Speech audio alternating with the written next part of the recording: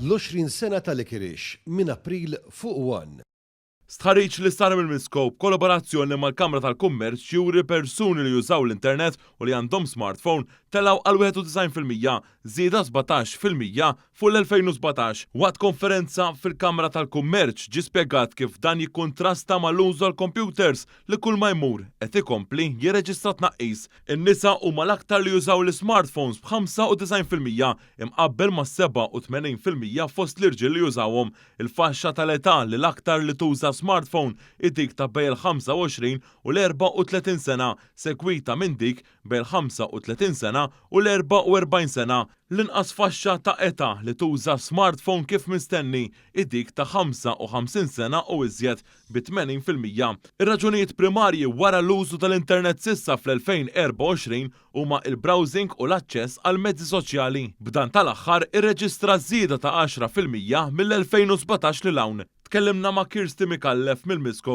li spjegat kif ix-xiri online stabilizza madankollu ġiet innutata xejra oħra.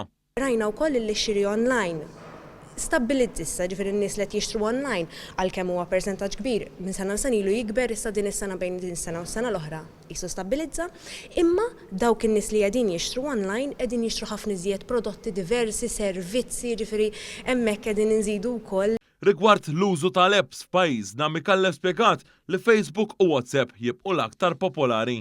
Bħala Malta ġenerali, Facebook u WhatsApp huma t-top. Ilhom hemm snin sena wara sena huma jibqgħu jirbħu, WhatsApp qed jikber imma din timxi wkoll mal l-iżvilupp ukoll fl-ammont ta' nies li għandhom il-smartphone. Fil-fatt, 99% ta' dawk li għandhom smartphone jużaw WhatsApp, fil-waqt li 95% jużaw Facebook u YouTube. Facebook Messenger ukoll huwa popolari b'94%. Dan fil-waqt li aktar ma joqsu l-etajiet ta' dawk li jużaw l-apps, aktar jiġu popolari apps bħal Instagram u TikTok.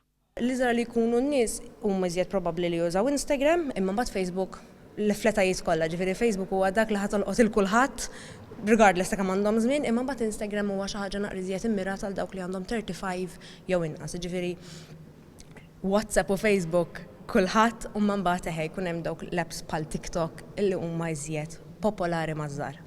Intant fid-diskors tagħha il-kap eżekuttiv tal-Kamra tal-Kummerċ Marta Sportelli sostniet li l-imġiba tal-konsumaturi u x-xejriet fis-suq huma fundamentali għal filosofija tal-istess Kamra, tennit ukoll l-importanza tal-qalba diġitali biex negozju jikseb suċċess u għalhekk il-Kamra tal-Kummerċ se tibqa' taħdem ħalli tipprovdi l-informazzjoni neċessarja u bekk in-negozji u l-imprendituri f'pajjiżna ikomplu javvanzaw.